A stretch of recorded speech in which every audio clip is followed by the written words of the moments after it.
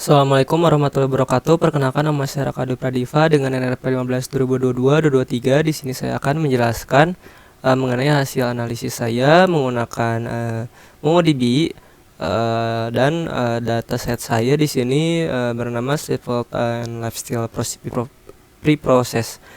Nah, yang dimana di sini untuk pertama-tama ya kalian membuat dulu cluster ya. Di sini membuat dulu cluster dan nantinya yang klasternya itu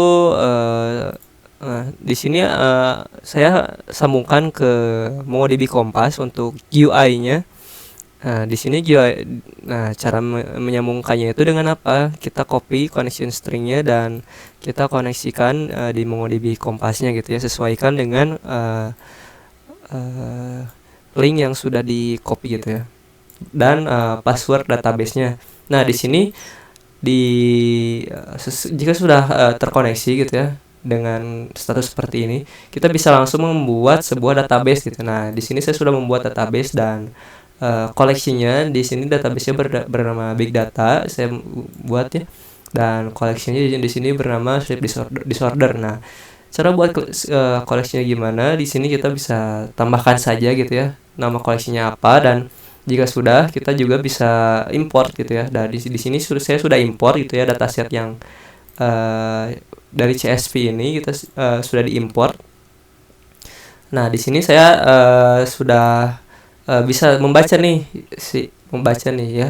membaca si datanya, dan beberapa di sini juga memiliki beberapa fitur ya, seperti gender, person ID, age, occupation atau pekerjaan gitu ya, sleep duration, quality of sleep, dan sampai sleep disorder gitu ya. Sleep disorder ini apa gitu ya?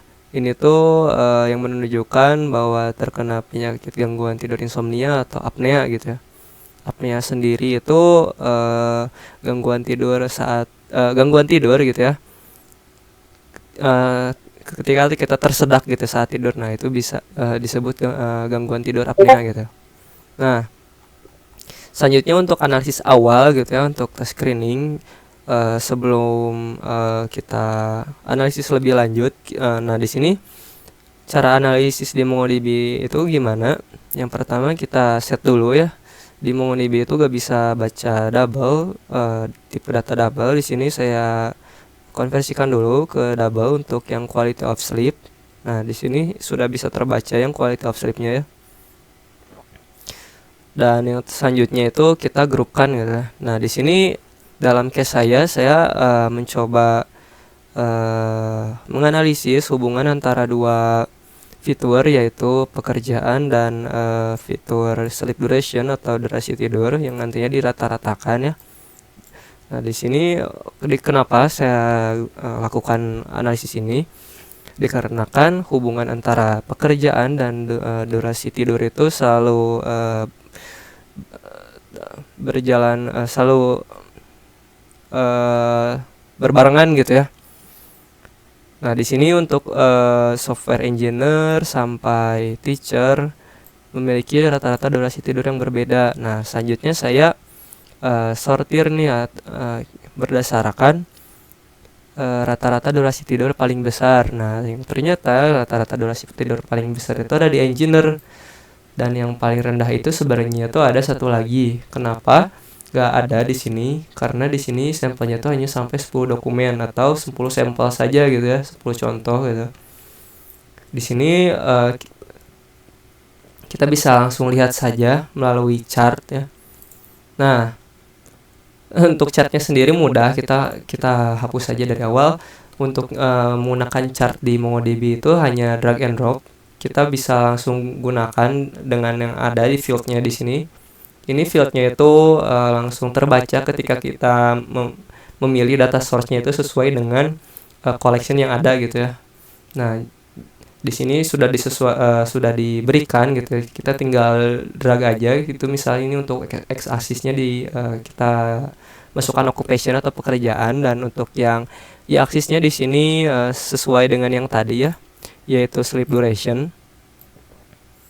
Nah, saya sortnya by value atau menurut nilai gitu ya, dan untuk sleep durationnya saya ubah ke min gitu ya. Nah, di sini bisa terlihat gitu bahwa yang paling besar gitu untuk sleep duration-nya sesuai dengan yang ada di MongoDB Kompas, yaitu untuk yang paling besar itu engineer yaitu 8 jam. Nah, di sini bedanya dengan yang Kompas, yang di MongoDB Atlas itu semua datanya tuh ditampilkan gitu ya, sampai yang paling rendah. Nah, di sini yang paling rendah itu sleep duration-nya itu sales representatif gitu ya.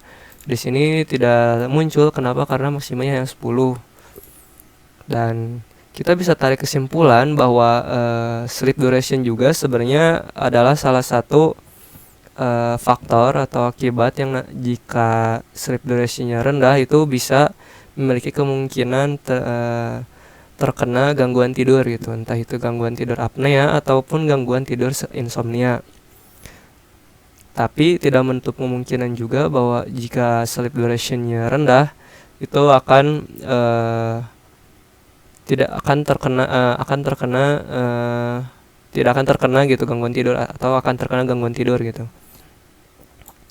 Oh iya, dan di sini juga misal saya ubah gitu ya keterkaitan antara pekerjaan dengan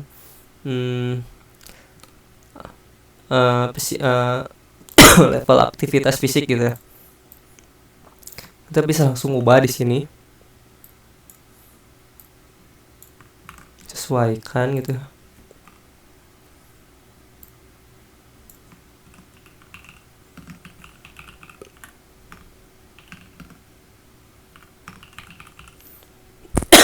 Nah, di sini kita bisa lihat ya untuk level aktivitas fisik gitu.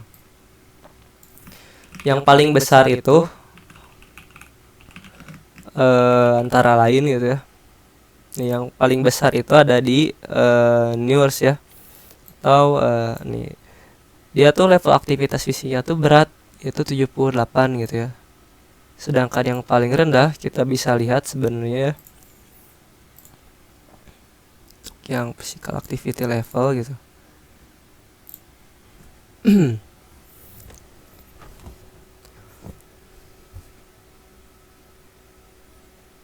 Nih, untuk physical activity level yang paling rendah itu ada di sales representatif, dan yang kedua itu ada di scientist, dan yang paling besar itu ada di nurse, yaitu dengan level aktivitas fisiknya itu ada di 78.